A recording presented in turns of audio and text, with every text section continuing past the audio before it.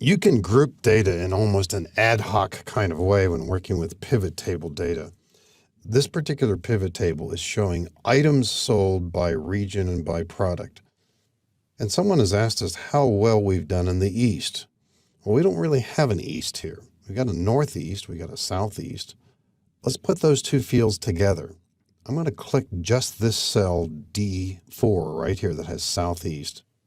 And pointing to the lower edge of it, click and drag leftward to put it next to the Southeast data. That's going to pull all the data below it with it. So the two are side by side. Let's select both of these. Right-click and group them. Now the word group 1 appears here. That's not a very useful name. Let's type in the word East because that's really what this means here.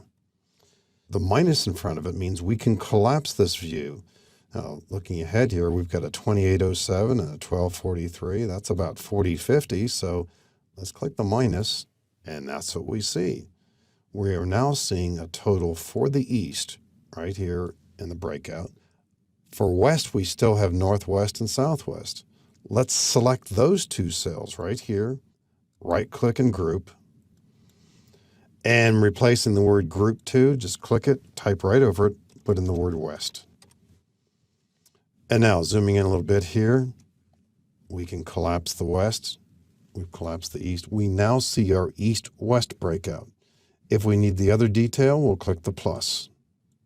We can do this in rows as well. These represent two different kinds of tables.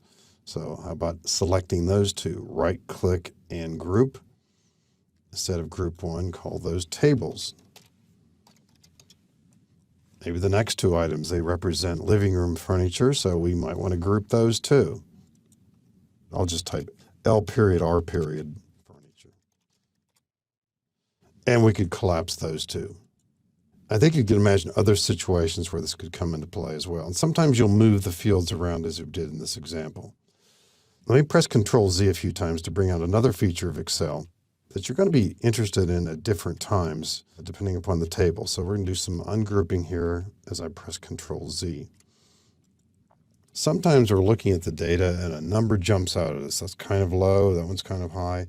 Sometimes you want to see the detail behind a number. What's behind this 180? Double click.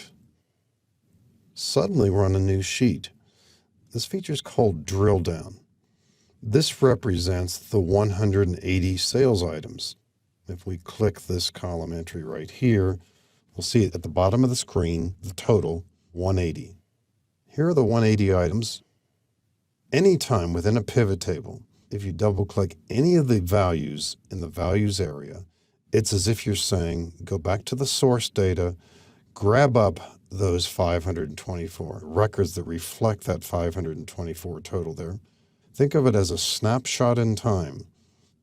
Let's see the sales detail behind those 524 items. Double click, there's the detail.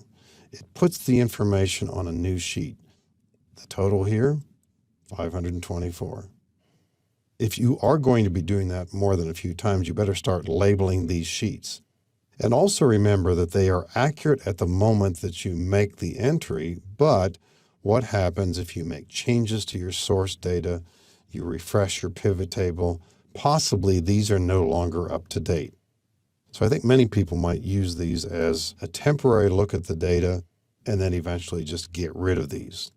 But the drill down feature is a handy one, and it does let us get behind the scenes quickly.